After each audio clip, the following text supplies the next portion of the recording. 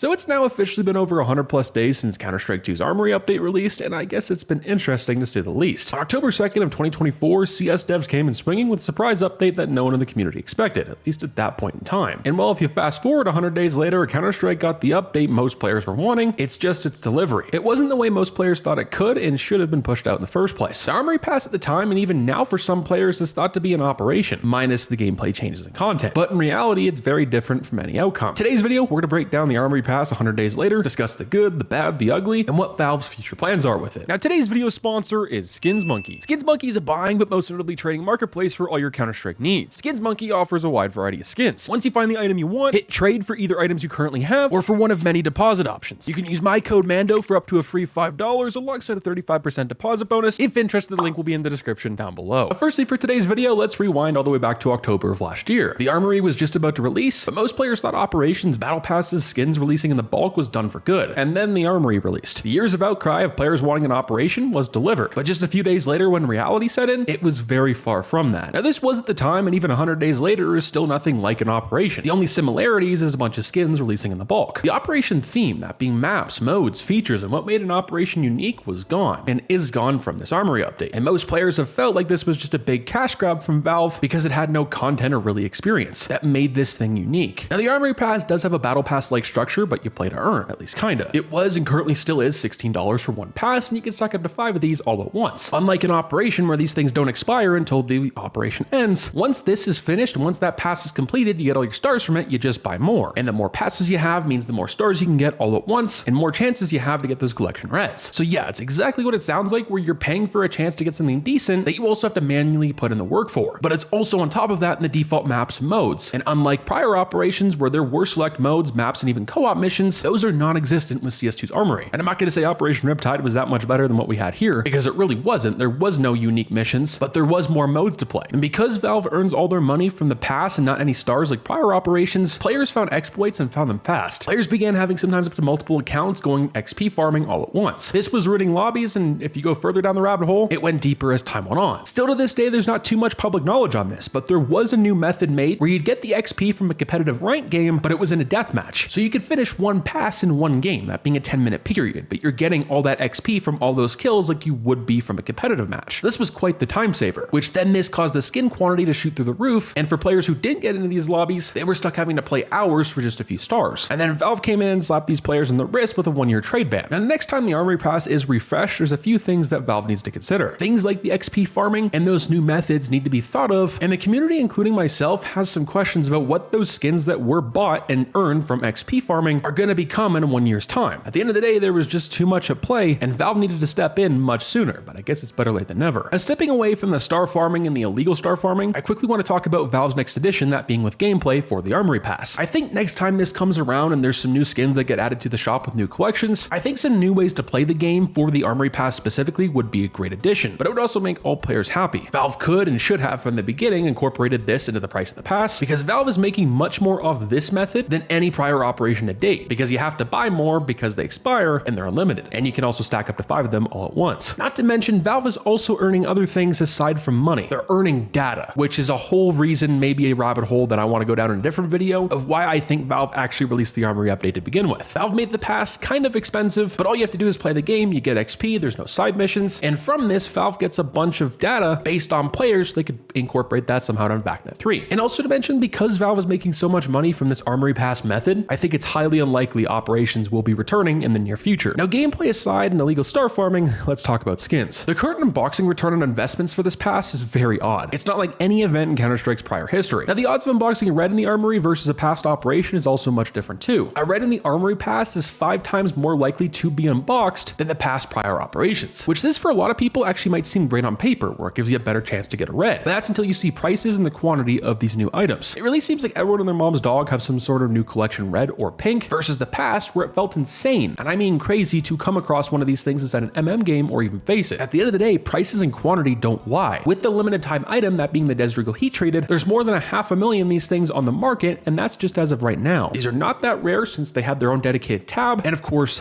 bots. A lot of bot accounts bought these things up, which definitely inflated the price. But is that Valve's fault? Was this intentional? And are they going to stop this in the future? You see, Counter-Strike had a bot problem really ever since skins began picking up speed. But with AI and programmers becoming more mindful, so are CS2 bots. Some walk, some shoot, and have movement like normal players. Others cheat, and some just go AFK like they have in the past. Either way, those said accounts are going to get a drop in stars for XP farming and get chances at whatever they choose in the Armory Pass. This also explains the deep oversaturation in most Armory Pass skins. Now, Valve has shipped out and tried multiple ways to stop this over the years, but as long as there's potentially free money left on the table, these bots are going to roam free, because Valve also earns money from this. And going forward with the Armory Pass, it's here to stay and stay for good. These passes don't expire, but the skins do. Now, because of these exploits from CS2's Armory, and of course all of those trade banned skins in the very large quantity, specifically the collection reds, are those going to crash the market when they flood the scene in a year's time? Now, switching the discussion to the Desert Eagle Heat Treated, will this be removed on time, or specifically Valve time? I think basing this off the past, I think it probably will be removed sometime next week, but basing this off of Valve over the last couple of months, them being very talkative and informative to the community, and more so of them going by their word, I think this will probably be removed sometime this week, but time will only tell. Now, because the Desert Eagle Heat Treated is being removed, does that mean also the collections are also going to be removed or refreshed over the next few months to come? Because let's also not remember, Train is coming to the map pool in 2025, most likely tonight as of you watching this or sometime this week, as it's already being played in the pro scene. We're going to have to get a new Train 2025 collection, and what better way to introduce that than the Armory Pass? Now, closing today's video, based on the boosted player count, the data and money this has brought to the table for Valve, I don't think operations, at least in the ways players once knew them, will ever be coming back. But with that being said, with the next stage of the CS2's Armory, I don't see why Valve can't add new ways to play and earn stars for the updated pass, but only time will tell. Now let me know what you guys think down below. Have you enjoyed Counter-Strike 2's Armory? Do you think it was a cash grab? And do you think Valve will add operation style missions, or at least ways to earn stars sometime in the future? Ladies and gentlemen, Fallout.